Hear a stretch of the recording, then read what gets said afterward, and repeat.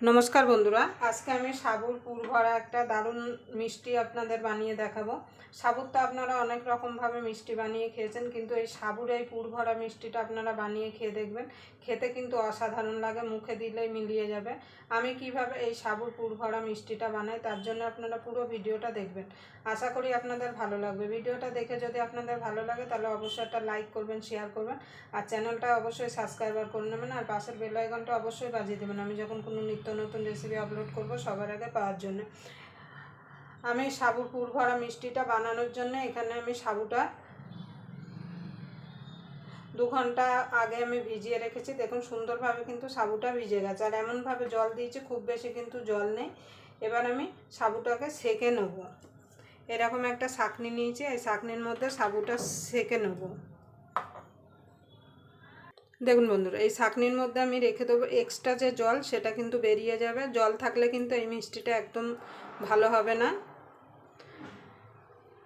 Extra জলটা বেরিয়ে যাবে। যতক্ষণ সাবু থেকে জল বেরোচ্ছে ততক্ষণ আমি এর ভেতরে দেওয়ার জন্য পুরটা রেডি করে নেব। পুরটা বানানোর জন্য একটা কড়াই নিয়েছি, এখানে নিয়ে নিয়েছি নারকেল কোড়া।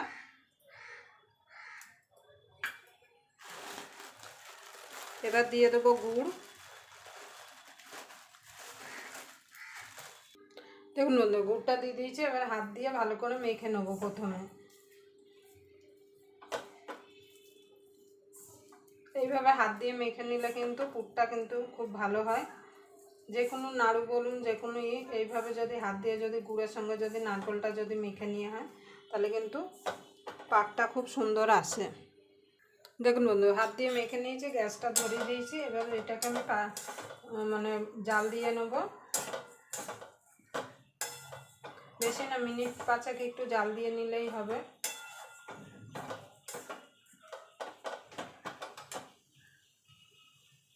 দেখুন বন্ধু, নারকেলের সেইটা হয়ে গেছে। এবার আমি নাবিয়ে নেব। নাবিয়ে এটাকে আমি ঠান্ডা করে নেব।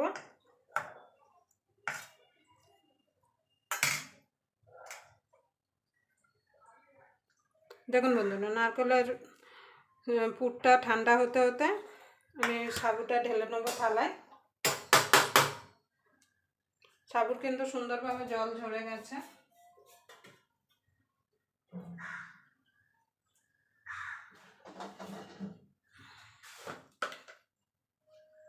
সাবুর মধ্যে দিয়ে দেবো একটুখানি নুন।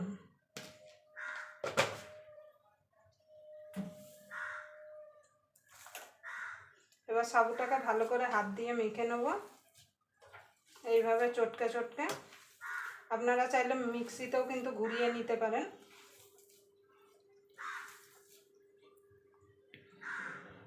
দেখুন বন্ধু, ভালো করে মেখে নিয়েছি। হাতে একটুখানি ঘি মেখে নেব, নিয়ে এইভাবে অল্প করে নেব, নিয়ে এরকম গোল করব, করে ভেতরটা গর্ত করব। এইভাবে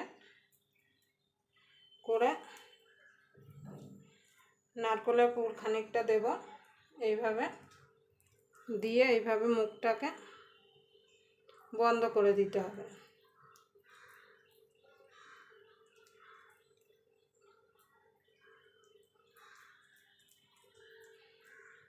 এইভাবে মুখটাকে বন্ধ করে দিতে হবে। দেখুন এইভাবে সবগুলো আমি গড়ে নেব। আর একটা আমি বানিয়ে দেখাচ্ছি।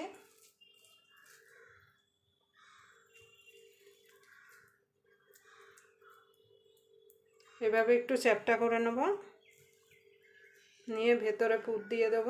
খুব বেশি পুর দেওয়ার দরকার নেই। দিয়ে এইভাবে চারিদিক দিয়ে মুখটাকে বন্ধ করে দেব।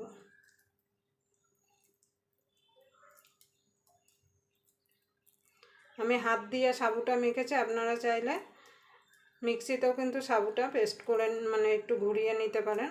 দেখুন এইভাবে আমি সব রেডি করে নেব।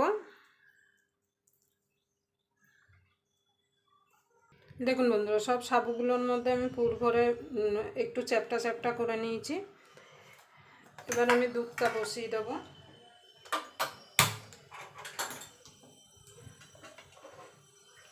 দুধটা আগের থেকে আমি জাল দিয়ে রেখেছিলাম। এখানে আমার ফুল ফ্যাট দুধ আছে। আপনারা যদি ফুল ফ্যাট দুধ না নেন তাহলে আপনারা একটু গুঁড়ো দুধ দিতে পারেন। এবার এটাকে ফুটতে দেবো। দেখুন বন্ধুরা, দুধটা ফুটে গেছে। এবার এগুলো একটা একটা করে দিয়ে দেবো। দিয়ে কিন্তু নাড়াবেন না, ফুটে উঠলেই কিন্তু দুধের সঙ্গে সাবুগুলো শক্ত হয়ে যাবে।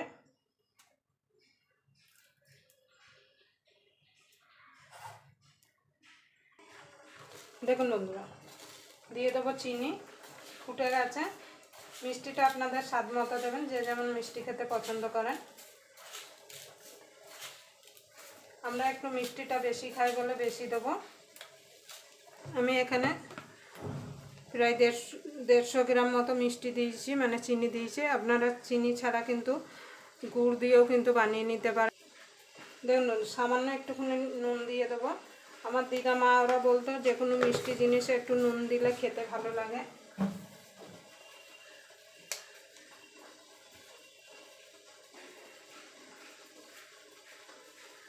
দিয়ে দেবো এলাচ গুঁড়ো।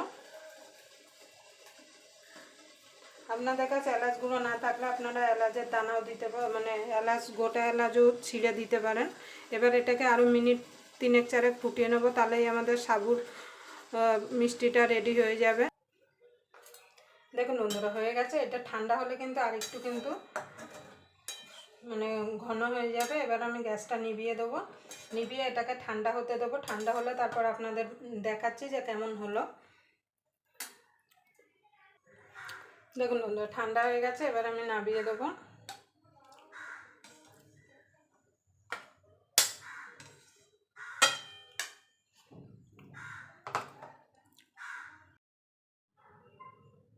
দেখুন বন্ধু, উপর থেকে কিছু কাঠবাদাম দিয়ে দেবো যাতে দেখতে ভালো লাগবে।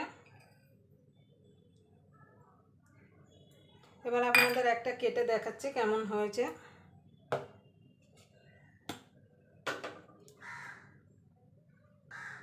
দেখুন বন্ধুরা, কত সুন্দর নরম হয়েছে। আর দেখুন